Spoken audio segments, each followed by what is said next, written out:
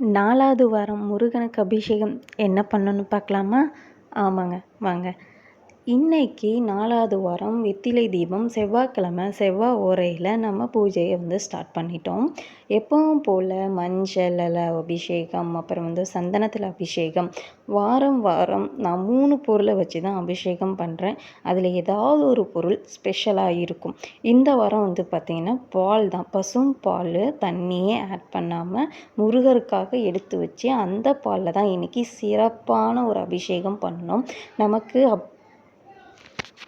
நம்ம கடவுளுக்கு அபிஷேகம் பண்ணும்போதே மனசு அவ்வளோ ஆனந்தமாக, ஒரு பாசிட்டிவாக, ஒரு அமைதியான ஒரு வைப் எப்போவுமே எனக்கு இருக்கும். ஸோ உங்களுக்கும் அப்படி தான் இருக்கும்னு நினைக்கிறேன்.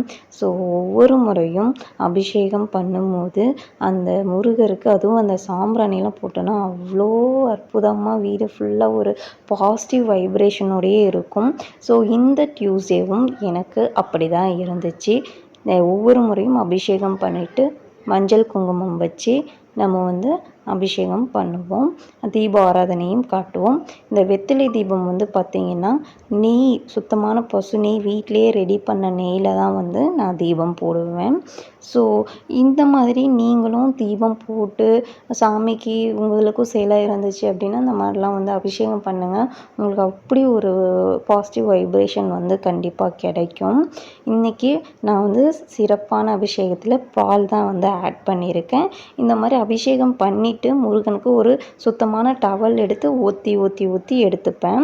அந்த வேலுமே அப்படி தான் பார்த்திங்கன்னா டவலில் வச்சு ஊற்றி எடுத்து வைப்பேன். அதுக்கப்புறம் ஒரு நீட்டாக மஞ்சள் குங்குமம் வச்சு, அப்புறம் சாமி எங்கே செல்ஃபில் வச்சுருப்போம் இல்லையா, அந்த பிளேஸ்லேயே நம்ம கொண்டு போய் வச்சு பூவெல்லாம் வச்சு அலங்காரம் பண்ணி என்ன பிரசாதம் செஞ்சுருக்கோமோ அந்த பிரசாதத்தை சாமிக்கு வச்சு நான் பாருங்கள், அந்த தொட்டாங்குச்சி இருக்கு இல்லையா, அதில் நெருப்பு போட்டு அந்த சாம்பிராணி போட்டு வச்சேன்.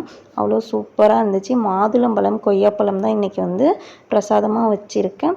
மனசார சாமி கும்பிட்டு என் பிரார்த்தனையை சாமிக்கிட்ட வச்சுருக்கேன். கண்டிப்பாக நீங்களும் இந்த மாதிரி ட்ரை பண்ணி பாருங்கள். உங்களுக்கு முருகன் எல்லா அருளையும் வழங்குவாருன்னு நானும் முருகன்கிட்ட வேண்டிக்கிறேன். கண்டிப்பாக செவ்வாய் ஓரையில் வெற்றிலை தீபம் போடுங்க, நல்ல மாற்றம் கிடைக்கும்.